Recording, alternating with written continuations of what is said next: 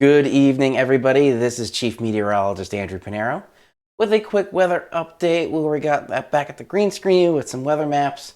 And most of the storm has gone away, but there's still some lingering things to talk about. So let's jump right in here. So I'm starting out on the National Weather Service. We're going to go through a couple of different regions. So first in the New York City area, most of it is in this kind of tan color with a couple of little green spots there. So when we take a look at the side there, the tan is a wind advisory and the green is a flood advisory, and flood warning. So let me bring up here the actual wind advisory because that's a little bit more on the impactful side on this side here. So I know there's a lot of text on here, but I'm not gonna read the whole thing. Just a couple of the big things here. Northwest winds 25 to 35 miles per hour with gusts up to 55 miles per hour. So as you saw on the map, that's pretty much the entire area from 2 a.m. until 11 a.m. Monday. So it's starting to get windy right now, and it's gonna get even windier. And when we take a look back onto the forecast office there, so again, as I mentioned, the entire area here is in that tan wind advisory. Now let's go down a little bit. Going into the Mount Holly area, again, the entire area here is in tan, so is in a wind advisory with, again, a couple of little flood warnings and that little pink part there, which is a snow squall warning. Once we get to the radar, we'll take a look at that a little bit more. All right, so going back up here, we're going to go now into Albany's area. So in Albany, we still have a lot of the area in that tan wind advisory, but we also have in the pink there, that is a winter storm warning, and that bluish color, those are winter weather advisories. So that's because once you get more north, you get more cold, the snow is a bit more of a factor there. Now going down and over here to the Boston area, very similar situation where we have all tan there with wind advisories to pretty much all the Northeast it's looking like. And again, as I mentioned before, you have a couple of little green patches of flood warnings around those higher higher river areas with the floods. And then still even going a little bit more north in the northwest corner there, winter storm warning. So we do have quite a bit of wind out there right now. And let me see if I can pull up the wind map. All right, so I have the wind map up here, and this is something fairly new. It's a new tool I have, which is kind of neat. We see a wind field of pretty much everywhere I want, so I can zoom in, I can zoom out. Zooming out here, this is what I want to show you here. With the wind, just the wind, we can see all the weather patterns. So we see this pretty sharp line right there, and we see this pinpoint.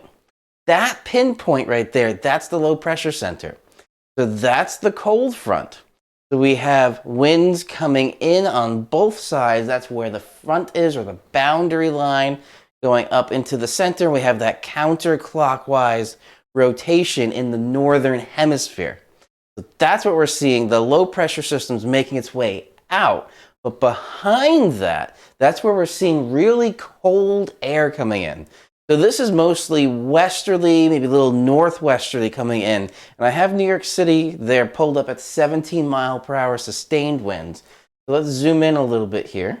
So we see a pretty even wind pattern there, which means we're on the backside of that low pressure system. But when you go more north here, we have these more northerly component to the wind vector. So that means it's colder there, and that's where, going through this area, that's where we're kind of seeing more snowy activity with those winter storm warnings and also with those snow squalls that I'll bring up on the radar in just a little bit.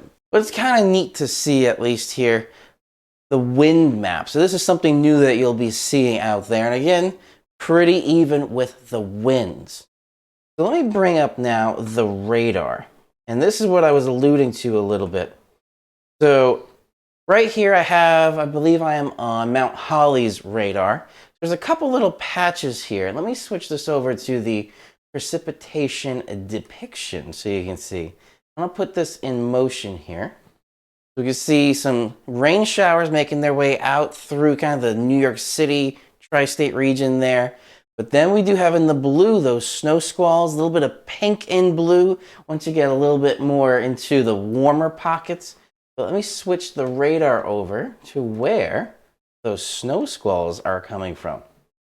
So right there, on this side, so that's where we're seeing quite a bit of banding. And actually, let me put this in motion so you can see as well. That heavy banding right there, that's pretty intense. Now, it's not going to stick around.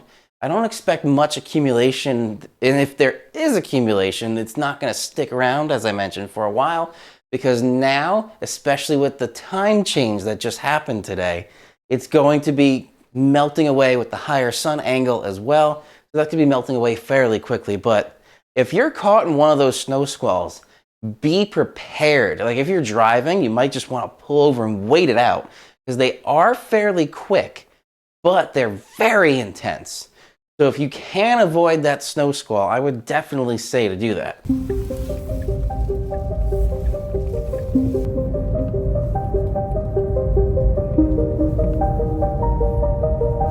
And now let's head back on over here and we'll take a look at the little bit bigger picture with the radar. So in this spot here, we're really just seeing the remnants of the storm making its way out, going a little bit more west. We see this giant pocket of nothing, and that, all of this nothingness is what's going to make its way into the northeast for us. So it's going to be a fairly nice start to the week with a little bit of wind, as I mentioned, but then it's going to start getting warmer. Because now on the back side of this, we're going to have those winds sort of coming from the northwest, shifting to the southwest. And when we get those winds coming up from the southwest, that brings with it a little bit more warm or mild weather. Talk about that in just a little bit. So that's what we can expect.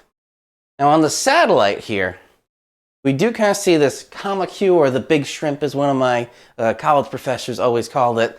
There's that front line right there that we saw on the wind map as well. So this, I am on long wave infrared satellite, and we can see that front right there. So there's a couple different air masses. We have one air mass here, and we have one air mass on the other side, and that's where the boundary is, that's the front. That's bringing the calmer or sunnier weather in for us behind it. But we have on this side here, this is called the wraparound. We have a little bit of wraparound snow to deal with into Canada, into the Finger Lakes and the Great Lakes region there. And again, that's what's feeding the snow squall that we saw on the radar. But what are we looking at ahead? So, tropical tidbits here. Starting with the GFS, we see these tightly packed isobars. That's another indicator of the wind. But as we advance through here, we see it's making its way out, and then that high pressure right there starts to move on in. Now, high pressure in the northern hemisphere here, we have clockwise rotation. So that, again, is bringing southwesterly winds, or westerly with a little bit of southerly component to it, into the northeast. So that's going to be warming up those temperatures. So Monday, it's going to be still windy and still cold because we're still dealing with that wraparound backside of the storm. But then going into Tuesday, Wednesday, and Thursday, it's really, let me back up a little bit here to Thursday there. So this is 18Z, and now with the time change, that is 2 p.m. Eastern Daylight Time. And this is still a pretty clear picture for most of the Northeast there. But you see some little pockets of rain there, and that's what's going to be also making its way in for Saturday. So then going into Friday, we start seeing a little bit of transition. So it's still, the high pressure still in play. And these showers are kind of riding over the top of the high pressure. That's where more northern parts of the Northeast are going to be seeing showers. But the tri-state region and south of that, you're still in a pocket of clear air until that high pressure makes its way all the way out, so there's no influence. And then for Saturday, so there goes the high, it's making its way out. Now for Saturday, this heavier rain can start to make its way down and through. And then this is going to kick off every couple of days a change of the weather. So we have about 3 days of pretty nice weather, followed by 2 or 3 days of some rain, then a day of some clearer weather, and then another day of some rain. So we're going to have a very unsettled pattern, kind of a roller coaster kind of pattern for later on going into the week, the weekend specifically, and then starting off your week next week. So again, we are in spring now, even though it's not on the calendar, which is at the end of March. Meteorologically speaking and climatologically speaking, we are in spring. March 1st began meteorological spring. Just for climate records, to keep a consistent date for climate records, March 1st is meteorological spring. So in the springtime pattern, we are right now. We're seeing sunny, rainy, sunny, rainy. And most of these forecast models are showing the exact same thing. So I'm not going to go through all of them. But the last thing I'm going to show is going to be the temperatures. So I have here the Moss data, but I'll just bring this through very quickly with you. There's a lot of text in here. But this is an example of what we would use for numerical output from the forecast model to predict temperatures. And a couple of the notable ones here. So the highs and lows, once we go into Tuesday, so I'm in Newark right now on the MEX, which is the GFS numerical model. So we have Tuesday a high of 62, Wednesday a high of 69, Thursday a high of 68, and Friday a high of 69. Those are the 3 days that high pressure is in place and giving us that southwesterly flow, or westerly with a little bit of a southerly component to it.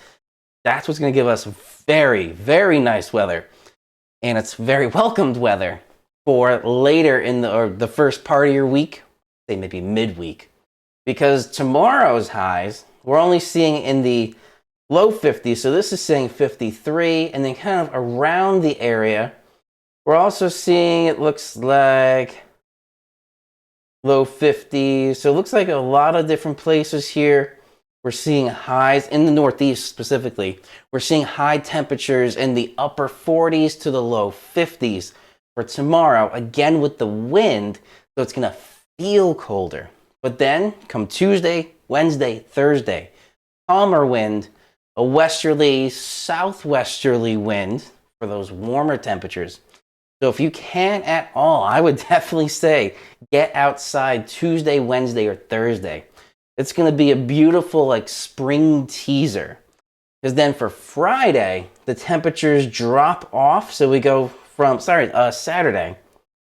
So we go from a high of, say, mid-60s on Friday to mid-50s on Saturday. So Wednesday, Thursday, Friday are really the warmest days of the week. But Tuesday is also starting to tick up, but still going to be clear. So we have a pretty interesting roller coastery weather forecast. That kind of wraps up this video. I'm just going to end with the kind of neat looking satellite in the background here. So again, the recap. Tomorrow it's going to be pretty sunny, but also it's going to be windy and cool or chilly. Then Tuesday, temperature starts to go up, wind comes down, sun pops out. Wednesday, Thursday, Friday, it looks like we're going to have some really nice mild weather and sunny weather with low wind. Then for Saturday, because next weekend, St. Patrick's Day weekend, it looks like it's going to be a soggy start to the weekend. So a very European style weekend we're going to have. Very drish, as some would say. We're going to see that on Saturday. Dries out a little bit on Sunday for St. Patrick's Day. But then Monday starts to look a little bit better going into next week. All right, so that is a wrap for this video. I hope everybody enjoyed. If you want to get the latest on the weather, feel free to hit that subscribe button below and the little bell icon right next to that so you get notified whenever I upload a video like this, or I do go live, and hopefully I'll be getting live again regularly on Tuesdays with my gaming forecast. All right, have a great rest of your night, everybody. This is Chief Meteorologist Andrew Pinero. Stay safe out there, and I'll see you all in the next video.